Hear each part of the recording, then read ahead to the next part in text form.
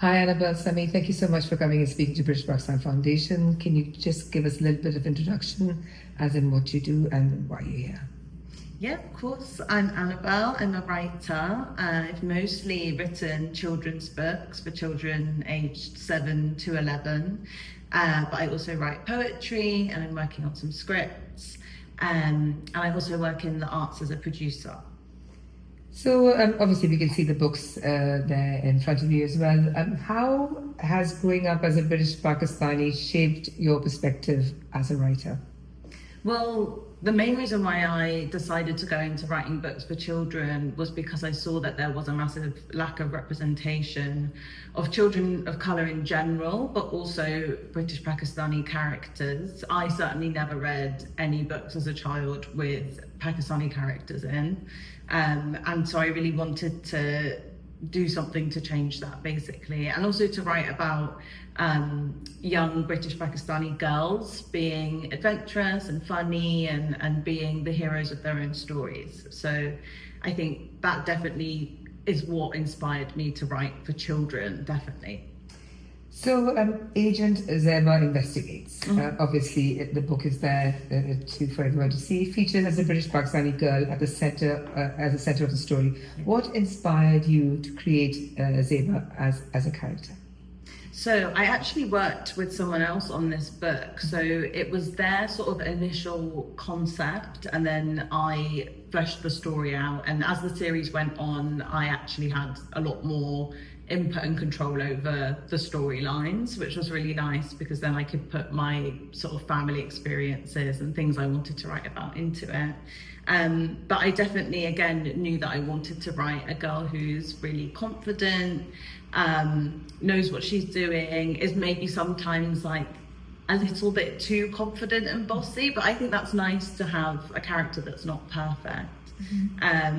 And someone who's really caring and cares about her friends, and yeah, it's just very curious as well, and nosy, because I was a very nosy child. So. Okay, so are any of these characters at all based on you loosely, or no, not at all? I mean, I think I have the bad habit of kind of making every protagonist me in some way, or like aspects of me that I would like to be, just because I think that's the only way I really know how to like write into a character for the protagonists. I think for secondary characters, I do kind of write people who are very different, but especially Zaiba and especially Yasmin in Llama Out Loud. She's very much how I was as a child, very quiet and kind of shy, but always thinking and kind of like. And did you have llama or not a llama at all? Because it's... No, I didn't have a llama. I wish I had a llama. So looking back at your childhood, were there stories or characters that made you feel seen? Like we've just discussed this right now. Or did the absence influence, like you're saying, because you didn't read any characters like yourself growing up, but did you feel that you were not seen at all? And hence now girls that come from that background will feel that there is a connection to them in these books? Yeah, I definitely felt like it was a lack of representation, or a lack of seeing characters like me, even like away from like a racial aspect.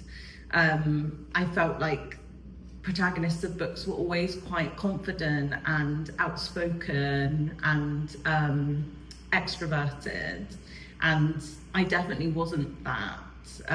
So I think that was also something that I wanted to put in, that you don't always have to be the loudest person in the room or the most confident person in the room, that you still have an interesting life story to tell.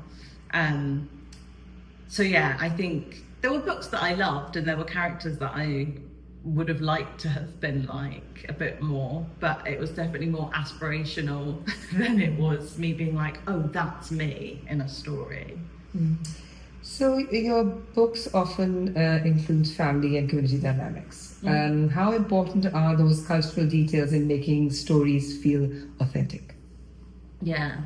I think that because my I think about like authenticity a lot, and I never claim to write authentically Pakistani families or Pakistani characters, because I don't think that that really exists. We're all so different. And also I'm mixed race, so my family dynamic growing up is going to be different to someone whose parents were both Pakistani.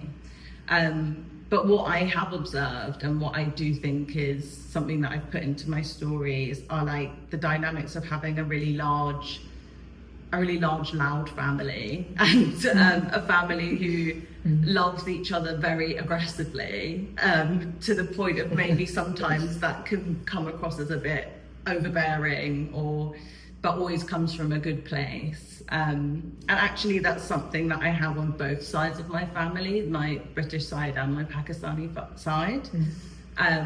So it's nice to be able to use both of those things. And then for like cultural details, obviously I know what I know, which is my limited experience of growing up in Britain. But it's also been really nice to be able to speak to my dad more and ask him questions and learn more about the Pakistani side of my heritage through writing these books, which is something that has definitely happened and has brought us closer. So that's been really nice as well. What has it meant to you personally to see young British Pakistani readers connect with your work? It is the best thing, undoubtedly, about being a writer, and something that I never knew would happen. I've always wanted to be a writer since I was little. I've always said I'm going to be an author. I never thought about writing for children. It happened in quite a random but happy way.